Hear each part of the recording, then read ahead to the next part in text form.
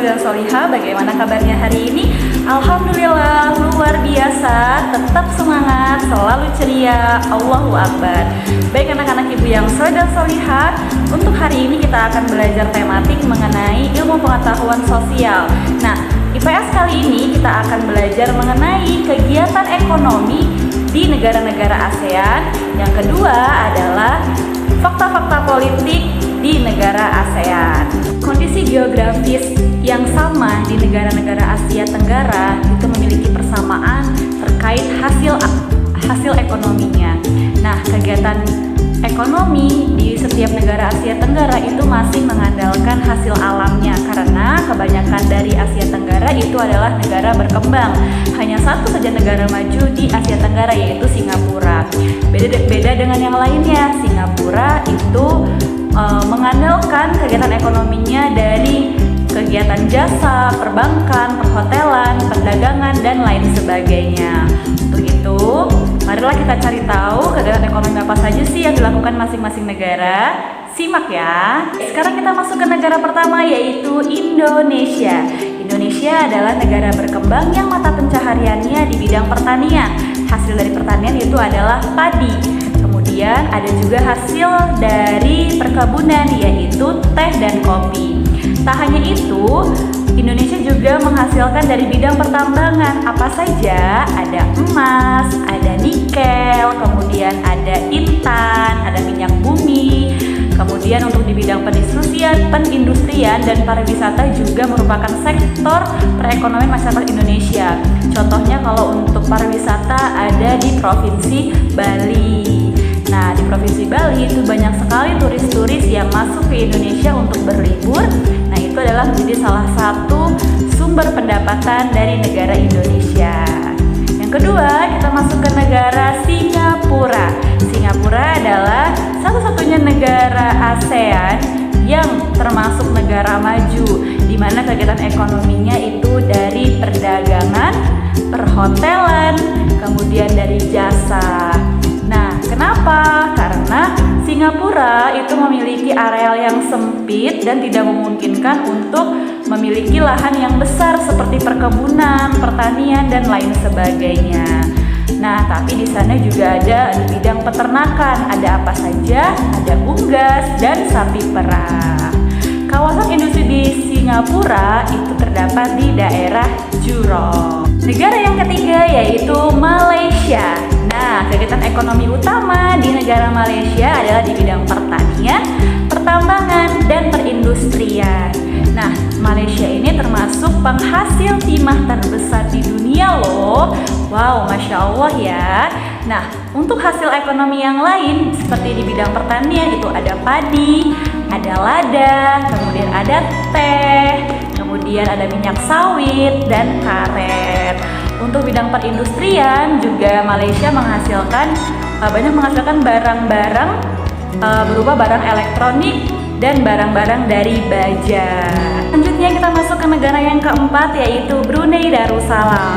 Brunei Darussalam itu adalah negara pengekspor minyak bumi dan gas alam, karena memang hasil ekonominya itu dari minyak bumi dan gas alam. Maksudnya diekspor itu adalah negara Brunei Darussalam itu bisa menjual minyak bumi dan gas alam ke berbagai negara, ya. Jadi itu adalah menjadi sumber pendapatan di negara Brunei Darussalam. Tak hanya minyak bumi dan gas, ya, barang-barang impor negara Brunei Darussalam itu ada mesin, mobil, barang elektronik. Kemudian ada juga di bidang pertanian ada beras serta gula. Nah, Brunei Darussalam itu termasuk negara di Asia Tenggara yang paling tinggi pendapatannya per kapita penduduknya. Jadi tingkat kemiskinan di negara Brunei Darussalam itu sangat rendah, ya, karena banyak sekali masyarakat di sana yang pendapatannya itu lumayan cukup besar. Negara yang selanjutnya yaitu adalah Filipina. Mata pencaharian penduduk Filipina adalah di bidang pertanian, pertambangan, dan perindustrian. Hasil pertaniannya itu ada padi, ada kelapa, serat aboka, kapra, tebu, karet, nanas, dan gula. Nah, untuk hasil tambang di negara Filipina itu ada tembaga, emas, kemudian ada nikel, ada biji besi, sulfur, krom, dan minyak bumi. Nah, di Filipina itu terdapat Balai Penelitian Padi Internasional karena memang orang-orang di negara Filipina itu merupakan orang-orang yang sudah terlatih karena ada Balai Penelitian Padi di sana. Kemudian selanjutnya adalah negara Thailand. Nah, kegiatan ekonomi di negara Thailand itu adalah pertanian, kehutanan, pertambangan, dan industri. Hasil pertanian terbesar di negara Thailand itu adalah beras karena negara Thailand itu juga merupakan lumbung padi terbesar se-Asia Tenggara. Jadi pertanian di negara Thailand itu sangat bagus sekali ya, karena memang di sana selain memiliki lahan yang bagus, cuaca yang bagus, didukung oleh orang-orang yang cerdas, orang-orang yang pintar dalam bertani. Kemudian selain pertanian ada juga di bidang pariwisata ya, karena memang di negara Thailand itu ada bangunan-bangunan yang estetik ya, bangunan-bangunan yang memang menjadi pusat perhatian orang-orang luar untuk berkunjung ke Thailand karena bangunan-bangunannya yang sangat unik. Selanjutnya adalah kita masuk ke negara Myanmar. Nah, hasil utama di negara Myanmar itu adalah di bidang pertanian, yaitu padi. Myanmar merupakan penghasil padi terbesar kedua di Asia Tenggara. Satunya adalah negara Thailand. Hasil pertanian lainnya itu ada kapas, ada tembakau, kemudian hasil pertambangannya itu adalah seng, tembaga, emas, perak, timah, dan minyak bumi. Nah, untuk hasil industri di Myanmar itu ada semen, ada barang-barang tekstil, ada pupuk, ada ubin, dan lain-lain. Sekarang kita masuk ke negara selanjutnya, yaitu Laos. Mata pencaharian utama penduduk Laos itu adalah pertanian. Ya, kegiatan pertanian Laos itu banyak dilakukan di sepanjang Sungai Mekong. Nah, Sungai Mekong ini adalah sungai yang mengalir dari negara Laos ke negara Kamboja. Nah, karena antara Sungai Mekong itu memang ada hasil-hasil alamnya ya, dari perikanan juga ada seperti itu. Selain pertanian, negara Laos itu juga ada hasil peternakannya, yaitu ada sapi, ada babi, ada kerbau, dan ada hewan-hewan unggas. Kemudian untuk perindustrian di Laos itu menghasilkan timah, kayu jati, dan lain-lain. Kita masuk ke negara selanjutnya, yaitu Vietnam. Mata pencaharian penduduk Vietnam itu sebagian besar adalah di bidang pertanian. Hasil utama pertaniannya itu adalah padi. Hasil pertanian lainnya itu ada jagung, ada kapas, tebu, ubi jalar, teh, buah-buahan, dan tembakau.